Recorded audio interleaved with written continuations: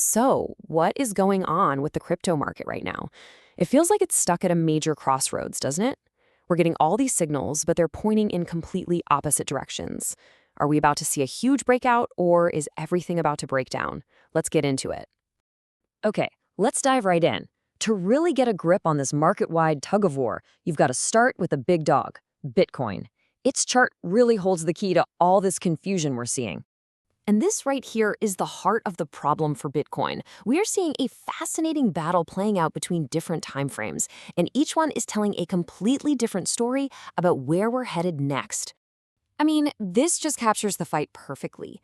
So in one corner, you have the weekly chart screaming caution with this big bearish divergence. That's when the price hits a new high, but momentum is fading, a classic sign of long-term weakness. But then, in the other corner, you've got the 3-day chart showing the complete opposite, a bullish divergence that's giving us this short-term pop. It is a total standoff. So what happens when you have these two forces pulling against each other? Well, the price gets squeezed into this really well-defined range. You can see it's basically bouncing between a solid floor of support down below and a heavy ceiling of resistance up top. We're just stuck in the middle for now. But wait, things just got a little more interesting because there's a new development that might just give the bulls a little bit of an edge. A brand new target has just shown up on the liquidation heat map, and it's acting like a powerful magnet trying to pull the price higher. Okay, so what in the world is a liquidity target? Let's just quickly break that down. Think of it like a giant pool of money. It's a price level where tons of traders have set their stop-loss orders. The price is often drawn to these areas, kind of like a magnet to trigger all those orders. And that new magnet? Boom. $91,000. A huge pool of liquidity has just popped up right at that level. And because it's so close to where we are now, it makes a short-term push up to that level seem, well, pretty plausible. But, and this is a big but, it is not a clear shot to the upside.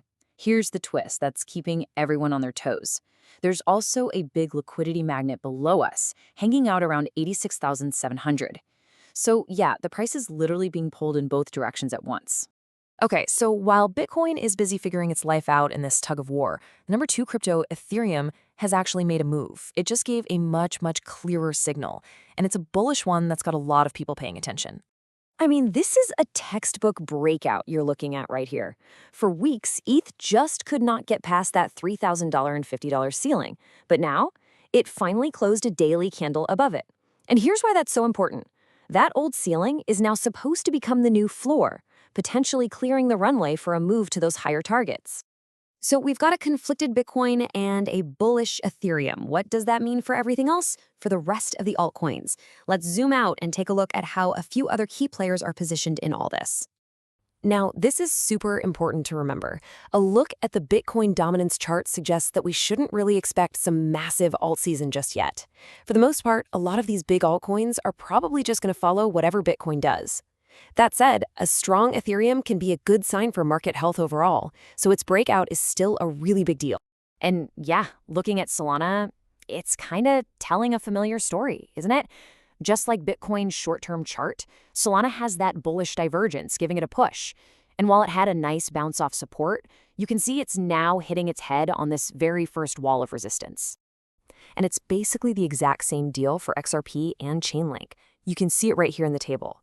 Both of them are showing that same short-term bullish signal, and look at that right column, both are running smack into a brick wall of resistance. For XRP, it's $2.05, and for Link, it's $13.40. Those are the levels they absolutely have to break.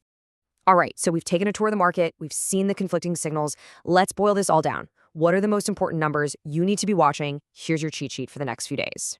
For Bitcoin, it is all about this battleground. The price is wedged between that support floor and that resistance ceiling, and the direction it breaks will probably be decided by whichever liquidity magnet gets hit first, the one at 91K up top or the one at 86.7 down below.